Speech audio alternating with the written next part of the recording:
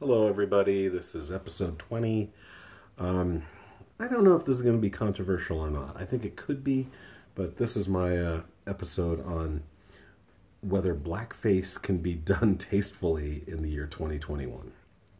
I think it can. I don't even know if I'm not going to say tastefully. What I'm going to say is if you're going to do blackface, you better make it self-aware. And I've seen it done recently, in my opinion, not super recently, but about 10 years ago, on It's Always Sunny in Philadelphia.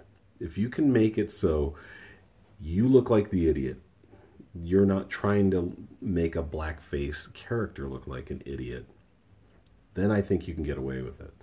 I don't know how many of you are It's Always Sunny in Philadelphia fans.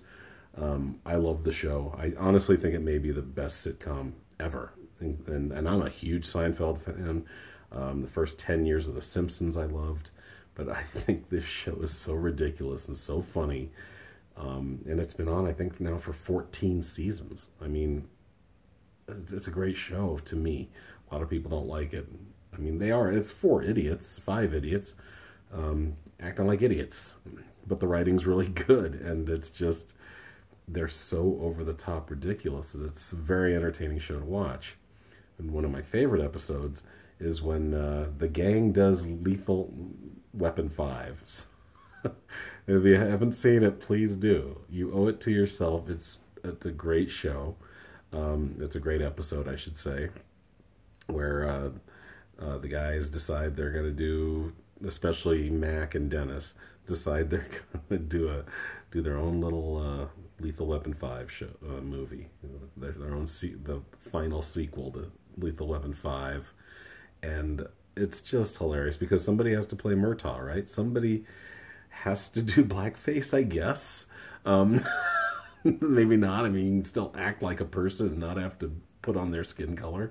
I mean, I've seen tons of white guys do a great Cosby, which leads me to a little thing because, sorry, I'm going to maybe go on a tangent here, but I was at an open mic once. This is a good probably 7 to 10 years ago. Place is called Kinga's. It's on Colfax here in Denver, and it was doing an open mic again recently, but this is back when, probably Rick DeSimone. I can't remember who was running it, but a really good core of comics would, I think, take turns hosting it. It was summer. It was outside. We were on the patio. It was 1 in the morning. There's no one there. There's me and 3 other comics, and this other guy. He's a comic too. We're trying to be a comic. And he's the very last guy up. And he looks like I do right now, except a thinner version. He's got glasses. He's a thin, young version of this. He has a flannel shirt on, and he is wasted. He's drunk and maybe other things. I don't know. But unfortunately for him, he's doing the best Cosby I've ever seen, and probably the other 3 guys that were there with me have ever seen, but totally not knowing it. Totally inadvertently doing a great Cosby because he's drunk. So that was pretty good. But so back to my point. The silliness of this show. So they decided, okay, we're going to make our Lethal Weapon 5. And at first, they have Dennis playing Murtaugh, right?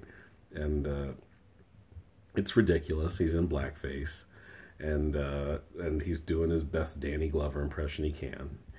And they get through half the movie, and then they decide to switch roles, and they don't edit the movie, and now Mac is playing Murtaugh, and it's just ridiculous. And I think you can get away with it because it's a parody, right? These are idiots that think they can make a movie and think that they can get away with doing blackface. And thinking that they can do, Mel Gibson and Danny Glover justice. So in those rare instances, I think you can get away with doing blackface. I really do. I'm a big Kids in the Hall fan. I don't know if any of you know this show. A lot of people don't. Honestly, it's my favorite sketch comedy show ever. It lasted for 5 years. It went from like 89 to 95, I believe. It was an all-male cast, 5 men, most famous of which was Dave Foley, who went on later to do news radio and lots of voiceovers. And all 5 of these men were super talented. They're all right around my age, maybe slightly older, like they're probably in their late 50s now. And it was a Canadian show, but it was also produced by Lorne Michaels, just like Saturday Night Live. In fact, one of the members, Mark McKinney, who's on the, oh gosh, I forgot the name of the show, but it's a show basically about Walmart, and he's the manager in the Walmart. I can't remember the actual name of the show. Superstore, I think it's called, something like that. But he actually went after Kids in the Hall ended in '95. I think he did a year or 2 on SNL for '96, maybe '97. Funny dude. All 5 of them are hilarious. And here was the thing: so it was an all-male cast. They had to always play women, and so, there's another thing we get to. I mean, to me, it's innately funny that a man is dressed up like a woman, especially when it's one of 2 things. It's either when it's done respectfully, it's actually very entertaining. And they've done interviews where these guys were like, yeah, we weren't going to go like super high falsetto. I mean, some of our characters were ridiculous women, but we tried to really like summon the women we knew in our lives, our mothers, our sisters, or even our girlfriends, and just try to imitate them when we played women. And I think they did it very successfully, and even sometimes, I'd say for the most part, respectfully. If it was the right woman, some women are not respectable, so they played those women well too. Great show. But the reason I brought Kids in the Hall up, there was a character in the early seasons, maybe first or second season. Mark McKinney played him. His name was Mississippi Gary, and the first time they did Mississippi Gary, he was a blues guy, and Mark McKinney can play harmonica really well, and then just, did this, this lispy, southern bluesy black man, but he did him in blackface, and I think it got them in trouble because they brought the character back, but he did it with no blackface.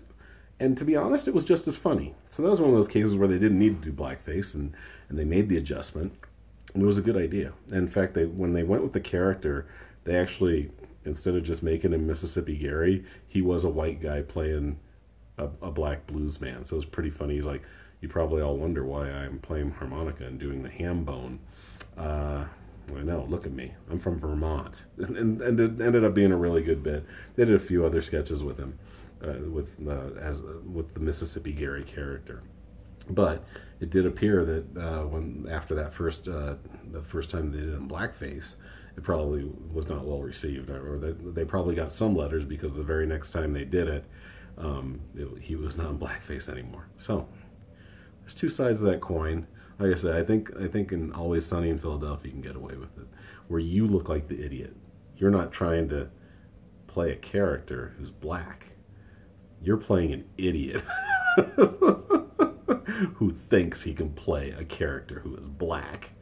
And I think that's where the humor comes in. I mean, God, like I say, you owe it to yourself if you haven't seen it. I'm not trying to push Sunny too much, but it really is. I think it's my favorite sitcom.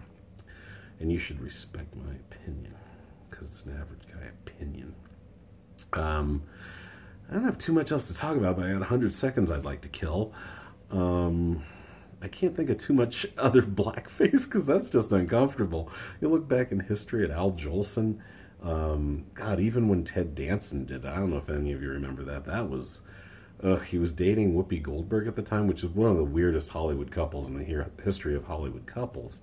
But he did blackface. I can't remember what it was for.